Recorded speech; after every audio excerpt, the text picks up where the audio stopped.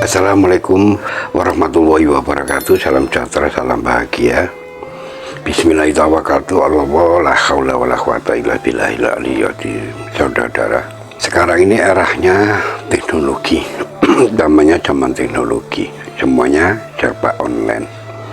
Sudah tidak menjadi persoalan lagi dengan jarak. Ya, begitu mudahnya semua bisa menikmati teknologi online sekarang ini. Saudara, ya, begitupun dengan hubungan kepada Tuhan. Sudah saatnya saudara ini menyadari bahwa hubungan dengan Tuhan itu sebenarnya juga hubungan online.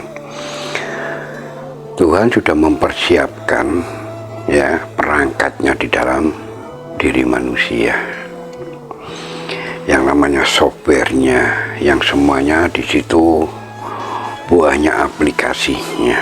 Karena hubungan dengan Tuhan ini memang hubungan online, karena kita tidak bisa melihat keberadaan Tuhan di mana, apalagi Tuhan Maha Gaib. Tuhan ini tidak membutuhkan ruang dan tempat. Terus bagaimana kita bisa berhubungan? Apakah dengan badan? Badan ini, jasmani ini, saudara, adalah benda. Benda ini tidak bisa berhubungan dengan yang halus, apalagi maha halus. Berhubungan dengan makhluknya saja, makhluk halus kita tidak bisa, apalagi yang maha halus. Nah, sedangkan Tuhan sudah menghendakinya. Saat ini memang Tuhan menghendakinya dengan adanya teknologi ini. Kalau teknologi ini yang membuat manusia, berarti manusia ini sebenarnya adalah sumber teknologi itu sendiri. Manusia ini adalah super teknologi, sumber energinya, sumber teknologinya. Makanya zaman sekarang ini sudah saatnya memang sudah diprogram oleh Gusti Allah supaya manusia menyadarinya. Ya, dimanapun Tuhan berada kita bisa terhubung. Dimanapun, misalnya saudara kita, asal kita punya nomornya, atau teman kita asal kita punya nomornya, di tempat terpencil pun bisa terhubung asal ada sinyalnya. Ya, itulah namanya teknologi online. Nah, saudara, kita harus mengerti bahwa Tuhan sudah mempersiapkan teknologinya dalam diri manusia, bahkan super teknologi. Kita sudah tidak berjarak dengan Tuhan asal kita menggunakan aplikasinya yang namanya iman. Iman itu aplikasi, saudara. Itu keberadaannya ada di softwarenya, keberadaannya ada di batinnya. Jiwa itu juga, itu adalah diri kita, saudara. Bagaimana kita berhubungan dengan Tuhan, dengan badannya, dengan jiwa, saudara. Tetapi ketika softwarenya ini rusak, ya bagaimana aplikasinya bisa main? Softwarenya itu adalah hatinya. Nah, untuk hatinya ini, softwarenya ini baik, ya, berfungsi dengan baik agar kita bisa menggunakan aplikasinya. Ya, softwarenya ini harus sehat, harus bersih, harus suci, tidak ada penghalang virus-virusnya, tidak tertutup, tidak terhijab, saudara. Nah, itulah yang sebenarnya sesungguhnya diri kita. Diri kita ini luar biasa, saudara.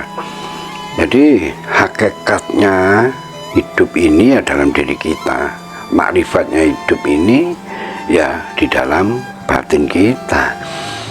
Bukan hakikat itu hanya pengetahuan, bukan makrifat itu hanya pengetahuan.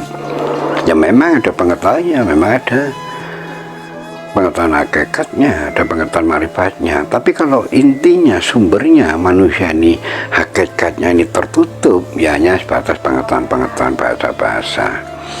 Seperti halnya orang sudah mengetahui semua bahwa mencuri itu tidak boleh, korupsi itu tidak boleh, maling itu tidak boleh, itu dosa dan sebagainya. Ya, tetapi apa yang terjadi dalam kenyataannya? Ya, mereka maling padahal mereka tahu.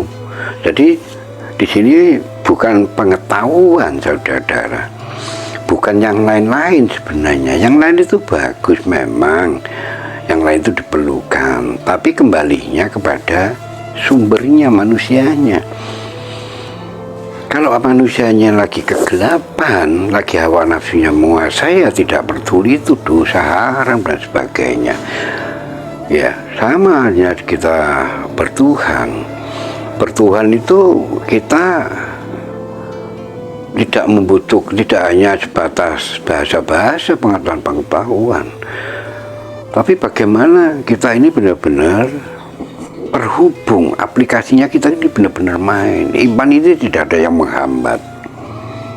Ya kalau iman ini tidak menghambat, iman ini aplikasi luar biasa, saudara-saudara. Iman ini bisa mengantarkan, ya seperti WA ini, WA-nya ini ya rusak, ya kita gunakan bisa mengantarkan kemana kita menggunakannya WA itu, ke tujuan siapa. Itulah saudara-saudara, kita pentingnya hati kita. Bukan berarti hati kita ini tidak penting.